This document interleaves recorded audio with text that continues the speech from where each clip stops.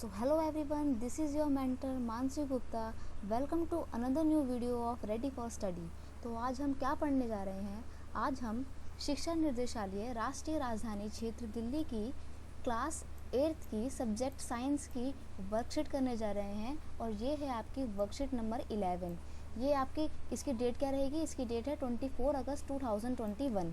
ठीक है, तो यहाँ पर आपको अपना नाम लिखना है, यहाँ पर आपको अपने टीचर का नाम लिखना है जो आपको ये सब्जेक्ट पढ़ाते हैं. ठीक है स्टूडेंट, तो स्टार्ट करते हैं अपनी वीडियो से. हम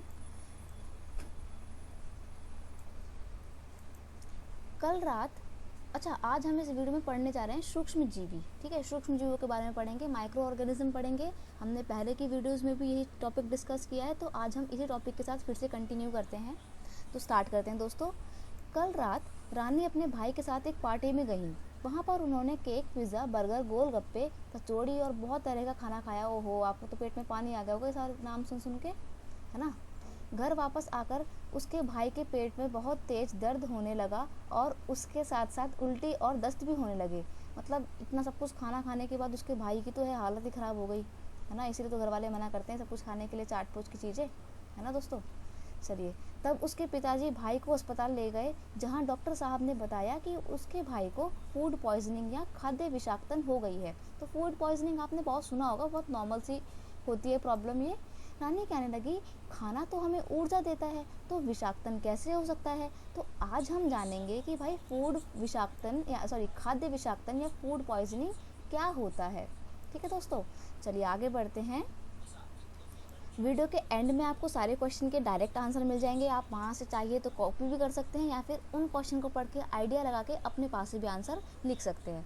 ठीक है, तो अब हम पढ़ने जा रहे हैं कि जब फूड पॉइजनिंग हो जाती है तो इंसान को क्या क्या लक्षण दिखते हैं, मतलब व्यक्ति को क्या क्या समस्याएं हो सकती हैं. तो या तो उल्टी, दस्त, पेट में बहुत तेज दर्द, भूख ना लगना और कई बार बहुत तेज बुखार. ये सारे कारण जो हैं, ये सारे जो लक्षण हैं, ये फूड पॉइजनिंग के लक्षण होते हैं.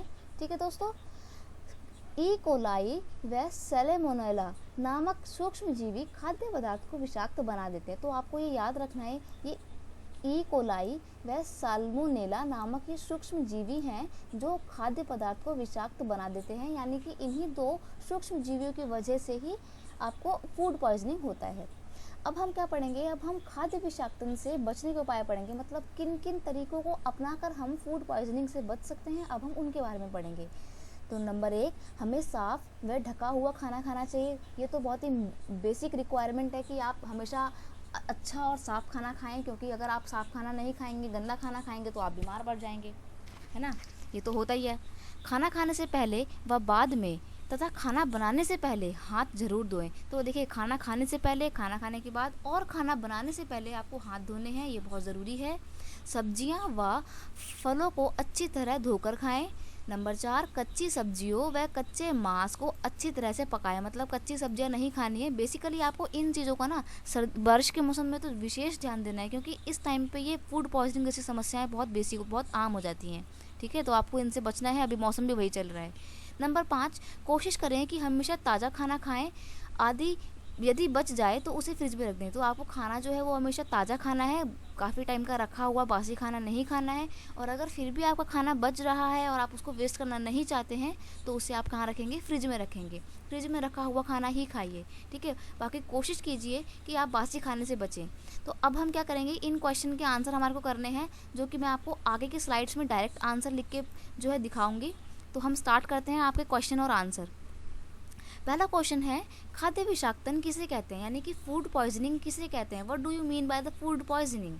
तो आंसर रहेगा आपका, खाद्य विषाक्तन दूषित, विषैले व बासी सड़े हुए भोजन का परिणाम है जिसके द्वारा हानिकारक सूक्ष्म जीवी मानव के शरीर में घुसकर नुकसान पहुंचाते हैं. तो दोस्तों, इसमें क्या होता है ना कि जो आपके दूषित हार्मफुल बैक्टीरियाज या सूक्ष्म जीवी हैं वो आपके भोजन के द्वारा आपके पेट में चले जाते हैं और इससे क्या होता है जी, आप ही को नुकसान पहुंचाते हैं. आपके पेट में दर्द होता है ना, उल्टी आती है, दस्त आती है, जो भी हमने पहले पिछले स्लाइड्स में लक्षण पढ़े हैं वो सब आपको दिक्कतें होती हैं. क्वेश्चन नंबर 2, सूक्ष्म जीवों द्वारा खाद्य विषाक्तन कैसे होता है? तो मतलब क्या रीज़न है कि सूक्ष्म जीवी या माइक्रो ऑर्गेनिज्म आपके खाने को विषैला बना देते हैं? तो उत्तर है, कई बार भोजन में कुछ हानिकारक सूक्ष्म जीवी उपयुक्त तापमान मिलने पर जन्म ले लेते हैं. जो भोजन को विषाक्त बना देते हैं। तो मतलब क्या होता है, खाने में ना क्या होता है, कई बार तापमान उनको ऐसा मिल जाता है, फेवरेबल तापमान मिल जाता है कि जो सूक्ष्म जीवों की वृद्धि के लिए उपयुक्त होता है। तो क्या होता है ना, ऐसी कंडीशन में सूक्ष्म जीवी आपके भोजन में जो है उत्पन्न हो जाते हैं और आप जब उनको खाते हैं तो उसी के द्वारा वो आपके पेट में चले जाते हैं। बाहर का खाना खाने के लिए इसीलिए मना किया जाता है क्योंकि बाहर का खाना जो है वो खुला होता है और उसमें मच्छर मक्खियाँ आके बैठते रहते हैं, ठीक है। वो जहाँ पे गंदगी में बैठे होते हैं उसी से वही गंदगी उनके पैरों में चिपक के आपके खाने में आ जाती है और फिर आप उस खाने को खाते हैं तो क्या होता है, आप बीमार पड़ जाते हैं। इसलिए आप बाहर का खाना खाइए, लेकिन खाना ऐसा खाइए जो हाइजीन में यानी कि साफ़ सफाई के साथ बना हुआ हो। गंदगी में खाना ना खाएं और कोशिश कीजिए कि बारिश के मौसम में बाहर का खाना ना खाएं आप। चलिए इसी के साथ बढ़ते हैं नेक्स्ट क्वेश्चन की ओर। क्वेश्चन नंबर 3 है आपका, खाद्य विषाक्तन होने पर मनुष्य के दिखने वाले लक्षण क्या क्या हैं। तो कौन कौन से सिम्टम्स दिखते हैं जब इंसान को फूड पॉइजनिंग हो जाता है। तो इसका आंसर रहेगा उल्टी, दस्त, पेट में बहुत तेज दर्द, भूख ना लगना और कई बार बहुत तेज बुखार आदि खाद्य विषाक्तन के लक्षण होते हैं। तो ये कुछ बेसिक लक्षण होते हैं जो आपको बताते हैं कि भाई हाँ फूड पॉइजनिंग है आपको। क्वेश्चन नंबर 4, 2 सूक्ष्म जीवों के नाम लिखिए जो खाद्य विषाक्तन का कारण होते हैं। तो मैंने आपको बताया ई कोलाई व सैलेमोनेला जैसे सूक्ष्म जीवी हैं जो खाद्य विषाक्तन के कारण बनते हैं।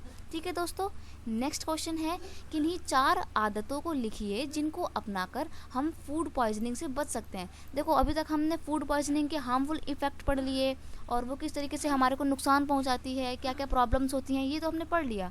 लेकिन अब हम पढ़ेंगे कि हम किन तरीकों को अपनाकर इन सब से बच सकते हैं फूड पॉइजनिंग जैसी समस्याओं से।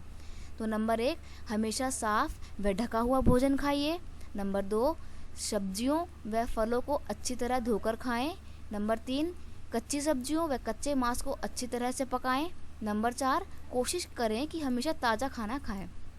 ठीक है दोस्तों, आई होप आपको सारे क्वेश्चन के आंसर अच्छे से समझ में आ गए होंगे। अगर आपको कोई समस्या आती है, कोई प्रॉब्लम है, कोई डाउट है तो आप कमेंट सेक्शन में पूछ सकते हैं, मैं आपको उनके आंसर ज़रूर करूँगी। आज के लिए इतना ही। आई होप आपको वीडियो पसंद आई होगी और अगर आपको वीडियो पसंद आई है तो आप मेरे चैनल को सब्सक्राइब कीजिए, वीडियो को लाइक कीजिए, शेयर कीजिए और कमेंट करके बताइएगा कि वीडियो कैसी लगी। Thank you so much.